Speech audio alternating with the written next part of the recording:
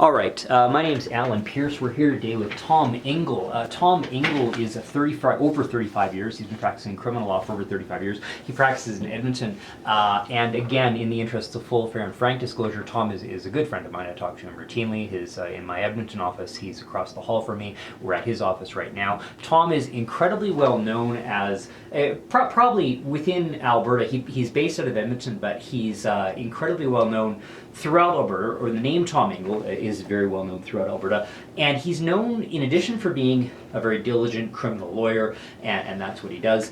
I think it's very safe to say that when people think of Tom Engel, they think of what would happen if the police beat up an accused, right? Or if you needed somebody to, for example, do a complaint against the police, or if there's been some sort of police misconduct. Tom's incredibly well known, literally, without any exaggeration, throughout Alberta, although most of his work is up here, and he does get down to Calgary and other areas and things like that, with work like that, and that really is what he's known for. And Tom is very graciously, Tom, as said, is a good friend of mine, and he's very graciously taken time. We're going to be reviewing, he gave a lecture on defending criminal charges involving police and jail guards and use of force issues. We're going to be reviewing parts of that. I'll be putting the brief that he prepared that he did this some time ago, and we're going to be putting that up in the link, and any other contact information that Tom wants me to put up. So thank you very much, Tom, okay, for agreeing to take time out of your busy day.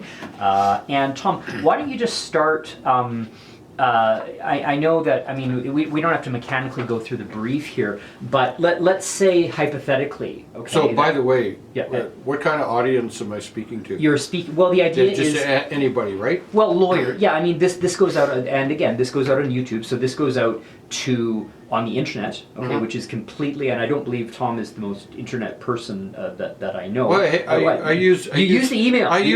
I use YouTube to fix things in my house or my car. That's excellent. That's excellent. Okay. That's why I'm asking. And fair enough. Is this like a general educational thing? Well, this would be the content. The YouTube channel is called Advice for Young Lawyers. So that while it does go out to the public, and while it goes out to anybody that wants to watch it, I think it's very safe to say that the vast majority of the people that watch that, who are probably a very finite group, all right, probably have law degrees or they're in law school, and they've got an interest in criminal law, right? Okay, well, I'll tailor what I say to that. Fair enough. General audience. Yes. Yeah, fair enough. Excellent. Okay, so Tom, let's say that a client walks in and there's a use of force issue. The police have gone beyond what would be reasonable force. They've beaten the guy up, some form of retribution or something like that. What would be your initial thoughts on that? Well, I mean, the first thing I do is I try to get a very detailed account from the client, and I have the client write the account himself or herself so that they can then use that to refresh their memory at the ultimate trial, which, as you know, might be about a year down the road or even more. I get photographs of any injuries. I try to, if there's any possibility of CCTV recordings around, then I explore that.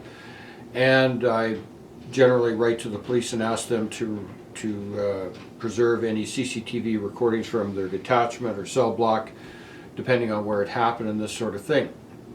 And then I want to look at medical records, and sometimes people will come in and they'll say, yeah, I got knocked out and my head hurts. This is like a week later, and I'll ask them, well, have you seen a doctor? And they haven't seen a doctor, so I'll make sure that, well, for two reasons: one, legal; the other, because if you have a head injury, you should have it looked after. So and sometimes it helps to have this all documented by a doctor.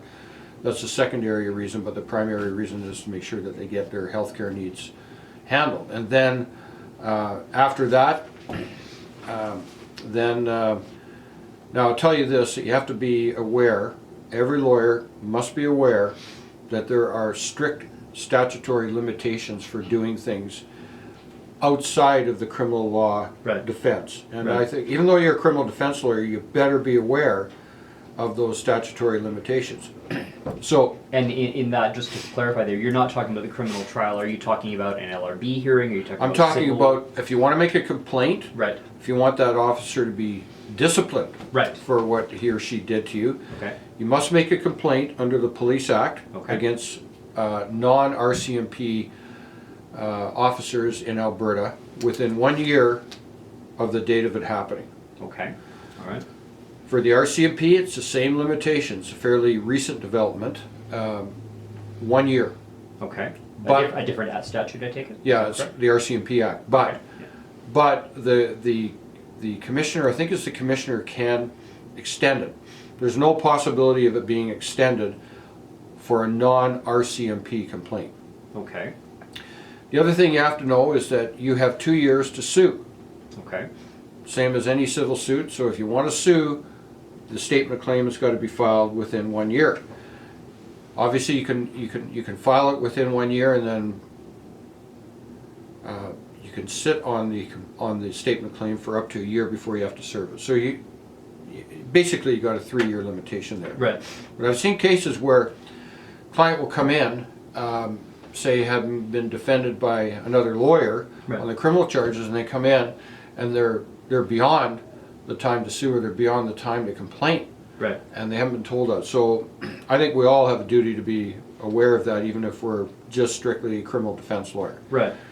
So then what happens is, once I've gathered all the initial information, then I'm very aggressive on getting disclosure. Mm-hmm. I want every piece of information that the police might have, and you don't normally see in standard disclosure packages. Like what? Well, for example, the CCTV recordings from the police station, Mm-hmm. or in the case of the RCMP, the ICDVS, the in-car camera Right. system, or the police radio communications when they're talking to each other on the radio. Right.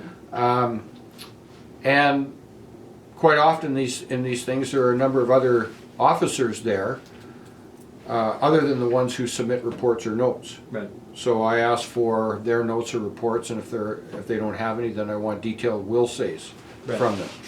So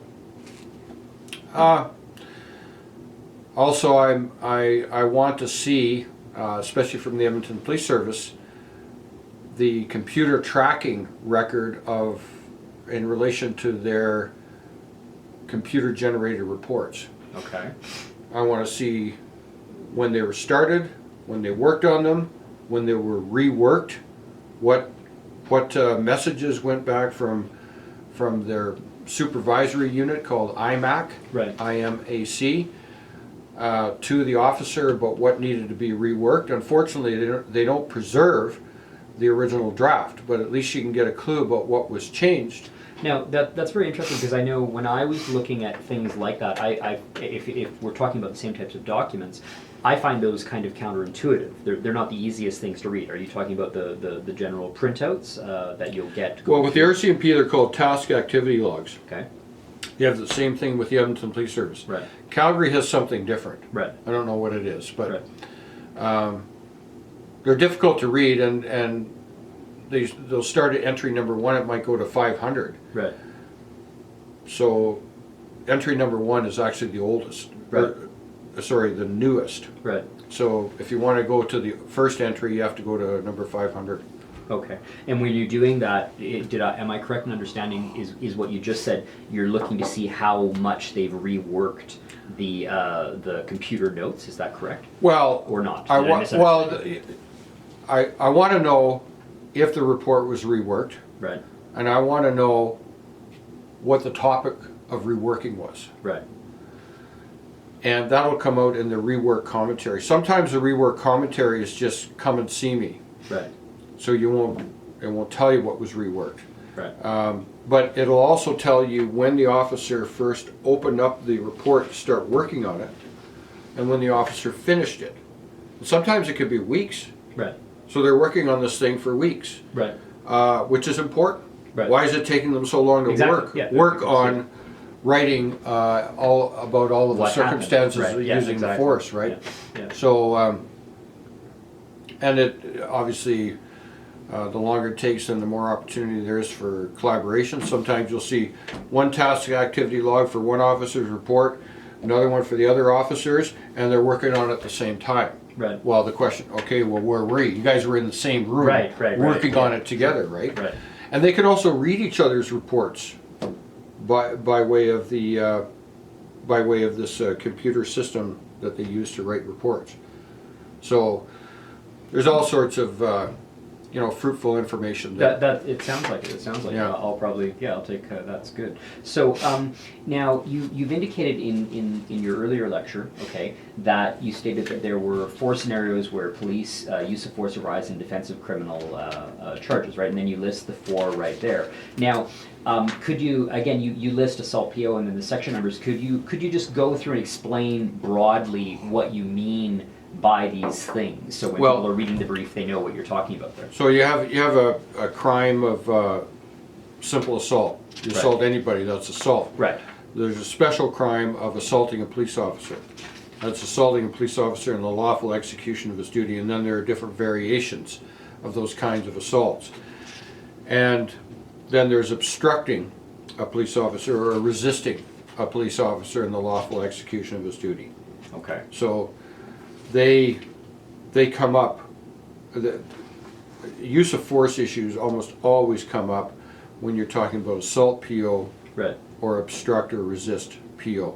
And then of course they just come up in any kind of charge, because let's take Well, like you said, let's take an impaired. Sure. Right. Okay, Yeah. so Welcome you to get pulled Edmonton, yeah, you get pulled over, and a breath demand is made, and then the next thing you know, you're getting beat up. Right. Yep. So Yep. So- Welcome to Edmonton. so that is not a defense to an impaired charge, but it is a charter defense, I'll put it that way. Right. So if a judge finds, okay, I find you guilty of impaired, Right. but the judge can also say, but because of this use of force Right. and the breach of your charter rights, I'm terminating this prosecution, I'm staying it. Right. Right. And you actually cover that. Now you talk about other things when you're talking about a Section 24 application based on a Section 12 or a Section 7 breach. Now, one of the things that could happen, and again, if you're defending an impaired, that's almost certainly what you want, is a stay or the exclusion perhaps of the